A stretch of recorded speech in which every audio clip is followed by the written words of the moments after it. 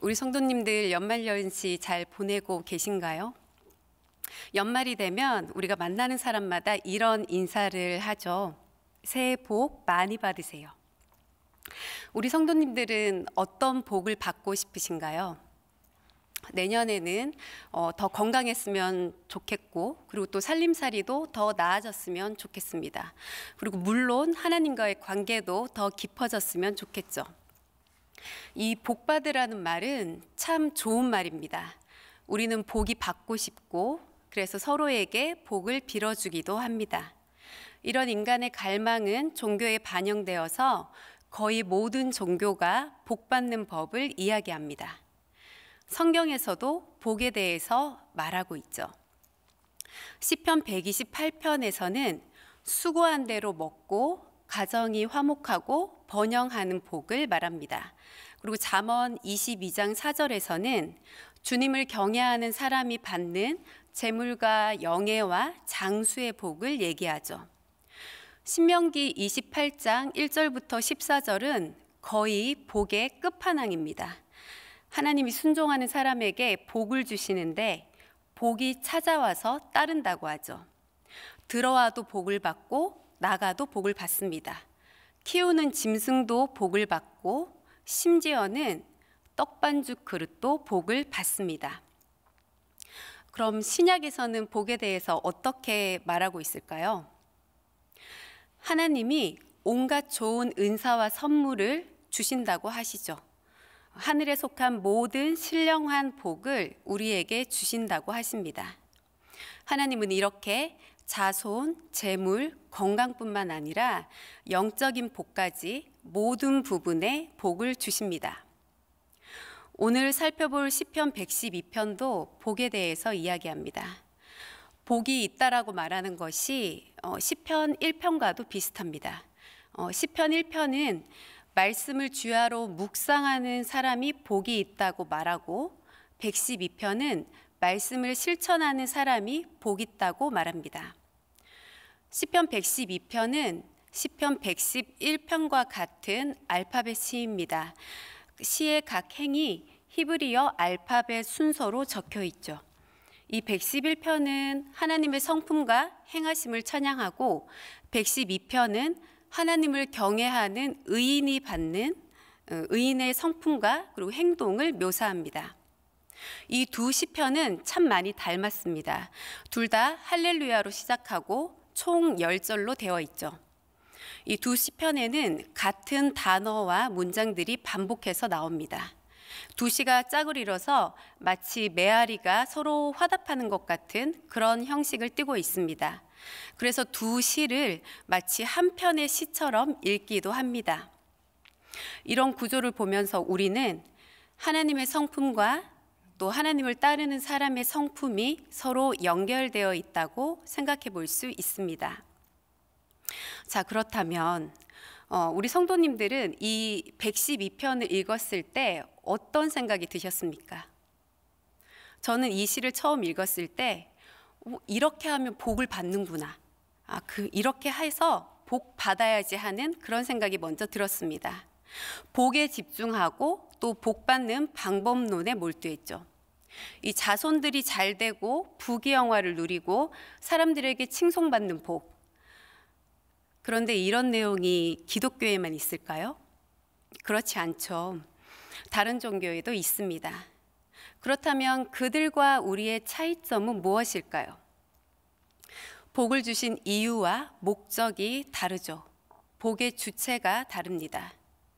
우리에게 복 주시는 분은 하나님이십니다. 그렇다면 하나님은 왜 우리에게 복을 주실까요? 본문에서 함께 살펴보겠습니다.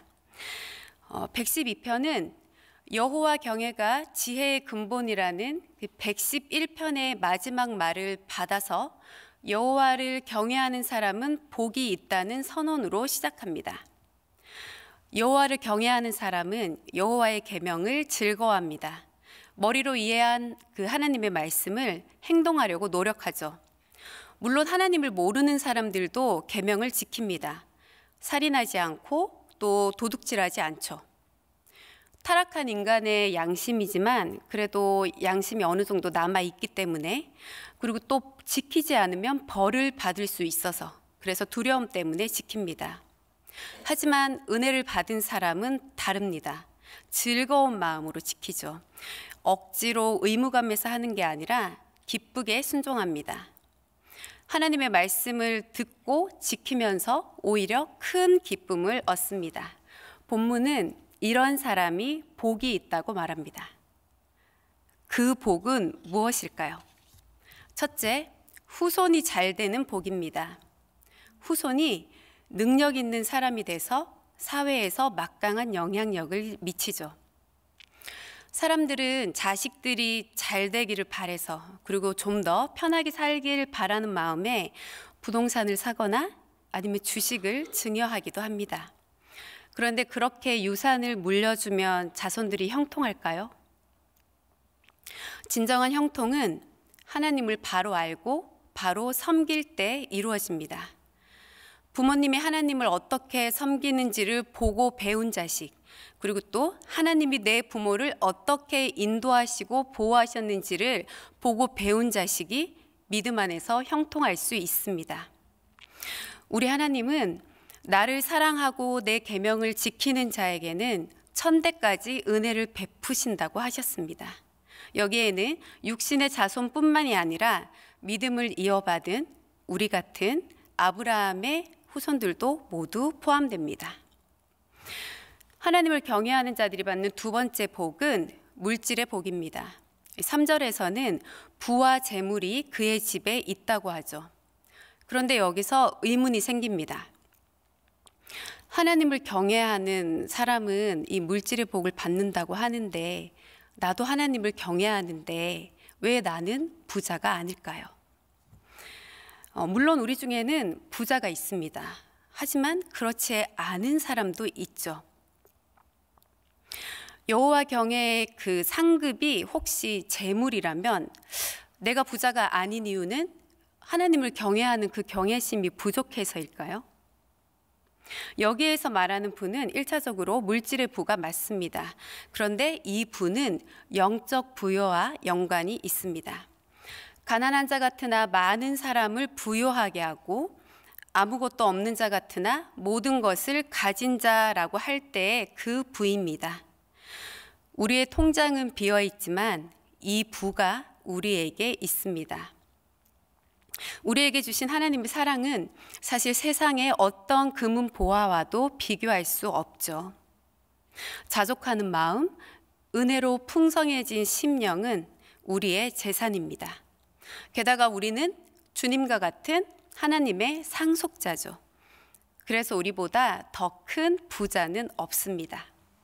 그런데 혹시 이런 영적인 부 외에 진짜 실질적인 그 부를 받으셨습니까? 하나님이 부와 재물을 주실 때에는 특별히 기대하시는 바가 있습니다. 디모데전서 6장 17절에서 18절은 이렇게 말합니다. 이 세상의 부자들에게 명령하여 선한 일을 하고 좋은 일을 많이 하고 아낌없이 베풀고 즐겨 나누어 주라. 물질의 축복을 받은 사람에게는 이런 의무가 뒤따릅니다. 종종 황금이 들어올 때 복음이 나가버리는 경우가 있습니다. 하지만 경건한 사람은 형통하다고 해서 거룩한 삶을 버리지 않죠. 진실한 성도의 의는 영원히 서 있습니다. 왜냐하면 우리의 의는 우리 안에서 자생한 게 아니라 하나님의 의와 그 뿌리가 같기 때문입니다. 하나님을 경외하는 사람이 받는 세 번째 복은 어둠 속의 빛입니다. 4절에서는 흑암 중에 빛이 일어난다고 하죠. 하나님을 경외하는 순간에도 어려움은 닥쳐옵니다. 병이 들 수도 있고 또 궁핍한 처지에 놓일 수 있습니다. 의인이라고 해서 자연재해나 아니면 재난이 비켜가지는 않습니다. 욥은 당대의 의인이었지만 한순간에 재산과 자식을 잃었습니다. 하지만 의인에게는 이런 고통 속에서 벗어날 힘이 있습니다. 빛이 있죠. 이 빛은 어둠을 밝히는 하나님의 빛이고 또 구원하시는 빛입니다. 어떤 학자는 인간에게 3중의 흑암이 있다고 했습니다. 범죄의 흑암, 슬픔의 흑암, 죽음의 흑암입니다. 하지만 하나님은 이 흑암을 빛으로 바꾸십니다. 진리의 빛, 위로의 빛, 생명의 빛입니다. 먹구름이 우리를 둘러싼다고 하더라도 그 상태가 영원하진 않습니다. 하나님이 우리를 도우시려고, 구원하시려고 일어나시기 때문입니다.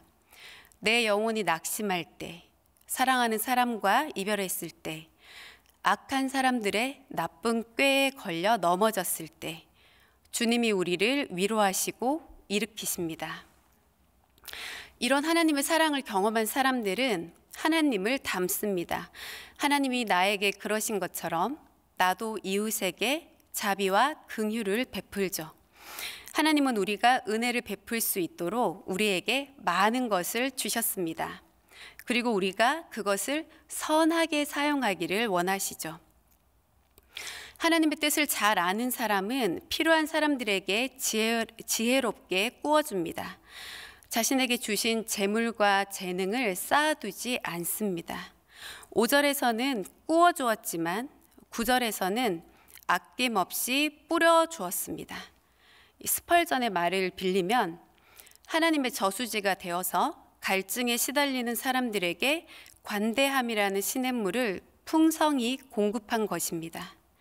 하나님은 이런 자에게 더 많이 주십니다. 누르고 흔들어 넘치도록 후하게 안겨주시죠.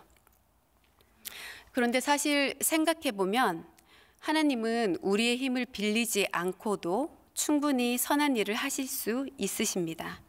하지만 혼자 하지 않으시고 굳이 우리와 함께 하기를 원하시죠. 자기의 깊으신 뜻을 위해서 우리에게 소원을 두고 행하게 하십니다. 하나님이 그렇게 우리를 동역자로 부르셨습니다. 하나님이 우리를 부르실 때 우리는 하나님의 청지기가 되어서 배고픈 사람에게 먹을 것을 주고 목마른 사람에게 마실 것을 주면 됩니다. 그렇게 주신 재물을 주님의 뜻에 가장 알맞게 사용하는 거죠. 하나님은 우리의 선한 행실을 일일이 기억하십니다. 그리고 아브라함과 다윗과 같이 영원히 기억되게 하십니다. 의인의 또 다른 특징은 흉한 소문을 두려워하지 않는 것입니다. 사사건건 흉한 소식, 또 힘든 소식이 들려와도 마음의 닻을 하나님께 내리고 하나님을 의지합니다. 최악의 상황을 맞이한다고 하더라도 침착하고 끈기 있게 하나님의 구원을 기다립니다. 풀무불에 던져졌던 다니엘의 세 친구들이 그랬고 예루살렘 공의의 앞에 선 스데반이 그랬습니다. 사방으로 우겨쌈을 당했지만 쌓이지 않았고 답답한 일을 당해도 낙심하지 않았습니다. 눈앞의 위협은 곧 사라질 안개에 불과하다는 것을 알았기 때문입니다. 그리고 마침내 대적들이 보응받는 것을 보게 되죠. 원수들이 마구 흔들리고 두려워하고 좌절과 분노에 어쩔 줄 몰라 하는 모습을 봅니다. 하지만 그 순간에도 의인은 이 원수 대적들에게 유익이 있기를 바랍니다. 하나님을 경외하는 사람은 이렇게 하나님의 영광을 드러냅니다. 선한 영향력을 끼치는 존귀한 사람이 되죠. 반면에 악인은 이 모습을 보고 안달하고 격분합니다. 분노와 시기심에 사로잡혀서 이를 부득부득 갈죠. 악인은 온갖 방법으로 자신의 목적을 이루려고 했습니다. 하지만 결국엔 자신의 사악함 때문에 파멸합니다. 이렇듯 악인의 운명과 하나님을 경외하는 사람의 운명은 명백히 대조됩니다. 지금까지 하나님을 경외하는 자에게 주시는 복을 함께 살펴봤는데요. 아버지이신 하나님은 우리에게 좋은 것들을 무한정 주십니다. 우리는 단지 그분을 사랑하고 경외하면 됩니다. 그분의 말씀에 순종하면 되죠. 하지만 이게 쉽지는 않습니다. 우리는 죄에 오염되었었고 구속받은 후에도 그 죄의 흔적이 남아 있습니다. 그래서 하나님이 복을 주실 때에도 복 주시는 하나님이 아니라 떡고물에 마음이 쏠려 있죠. 그래서 우리에게 예수가 필요합니다. 예수님은 이를 부득부득 갈다가 사라질 우리를 철저히 회심시키셨습니다. 하나님의 사랑을 무한정 부어주셨죠. 우리가 길을 벗어날 때마다 제자리로 오게 하십니다. 또 우리의 삐딱한 시선을 교정시키셔서 하나님을 바로 똑바로 볼 수 있게 도와주시죠. 예수님이 직접 본을 보여주셨습니다. 우리는 그 본을 따라서 어떻게 하나님을 경외해야 하는지 알아가고 있습니다. 그리고 주님의 말씀대로 사는 게 나에게 가장 좋은 일이라는 것을 깨닫게 되죠. 그래서 우리가 하나님의 말씀을 즐겁고 기쁘게 지킬 수 있습니다. 이 모든 일을 하나님이 하셨습니다. 우리의 공로는 전혀 없죠. 그래서 우리는 그저 하나님을 찬양합니다. 이 시는 처음에 하나님을 찬양하라고 합니다. 할렐루야로 시작을 하죠. 뒤에 나오는 내용들은 전부 사람이 받을 복에 대한 내용입니다. 하나님을 이야기하지 않아요. 하지만 복 주시는 이가 하나님이시기 때문에, 우리를 복 받을 이로 만드신 분이 하나님이시기 때문에 하나님을 먼저 바라보라고 합니다. 말씀을 맺겠습니다. 세상에 복된 자는 오직 하나님을 경외하는 자들 뿐입니다. 그리고 하나님은 그들에게 후손의 복, 물질의 복, 어둠 속에 빛이 되는 복을 주십니다. 하나님께 복을 받으셨습니까? 복 주신 하나님을 찬양하십시오. 그리고 손을 펴서 가족과 교회와 사회로 그 복을 흘려보내십시오.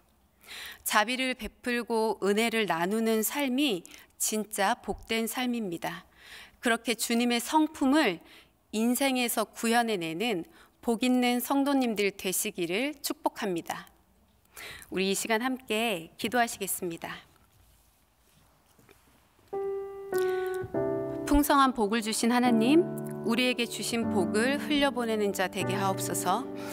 어려운 시기를 지나는 이웃들을 기억하게 하시고 자비를 전하는 통로가 되게 하옵소서. 선한 능력으로 삶에서 하나님의 영광 드러내게 하옵소서. 우리 오늘 들은 말씀 기억하면서 함께 기도하시겠습니다.